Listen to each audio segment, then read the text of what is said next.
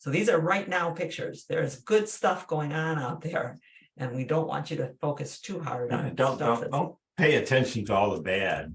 There's too much. That is my profile picture that is probably coming up as I talk, is a arrangement that's going to a grad party today of all the things blooming in the yard right now, and it's a very extravagant yard out there when you put all of the all the things that are blooming together. So I recommend, we talked about this 2 weeks ago, I think Janet did some cut flower demos, that a great way to appreciate what is going on in your yard is to go and cut the flowers that you've got going on and have a look at them there.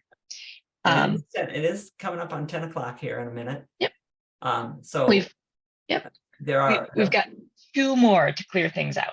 Okay, so we'll do the questions that we have, and probably we'll do another diagnosis. Then maybe we'll add a webinar, because our next webinar is set for the 12th of August, and it's about, That's 3 weeks. well, we occasionally during the year we needed to do that in order to make the weeks work out. So yes, it is.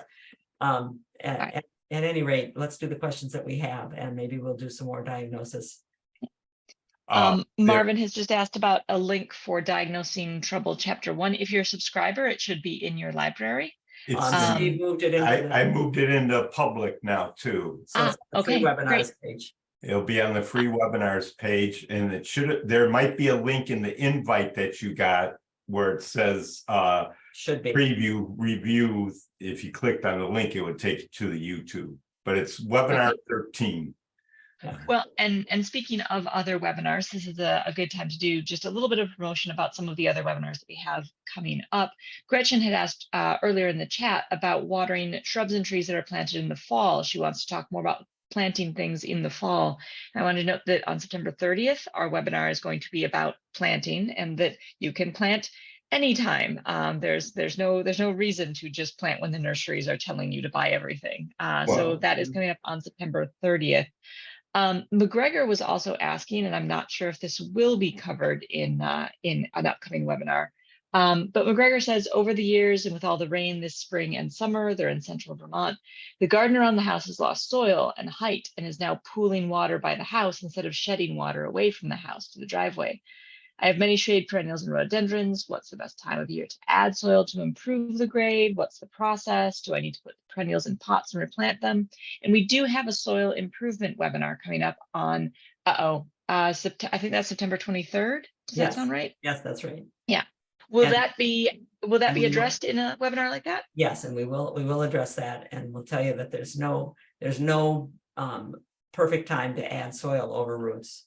But there is a perfect depth that you want to keep that down to under 4 inches at any time and away from the trunks. We're improving the soil in that way at the Waterford Township Library, and we'll be showing you that as we do it, because some plants we can lift, other plants we're having to protect the trunks and add soil around them. Lots of great upcoming webinars, and there is you can kind of look through the schedule and plan out what's coming. Quick question. Oh, right, Judy. I think we're going to do another diagnosing webinar, because she says she wants one looking at the other problems on the chart. So I think we've got more fodder here.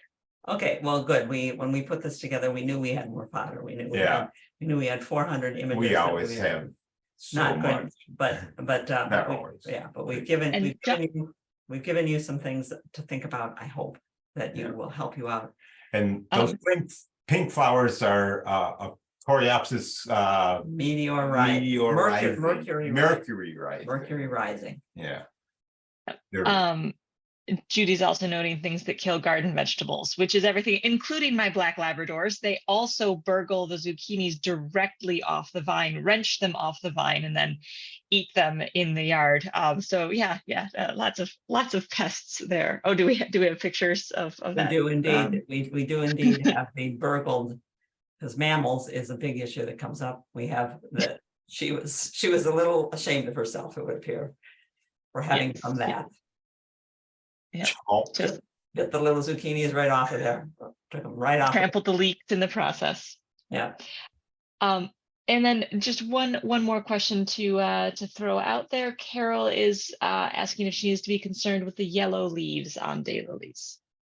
Daylilies normally lose leaves, especially as they get past the blooming period. So the leaves that grew in the spring are going to die back and new leaves are going to come up. Some of us mow off our daylilies. Or weed whip them. Or we see just weed whip a bunch down and let them grow back fresh foliage. But there are some problems. There is a daylily leaf streak and let's see, is it a virus?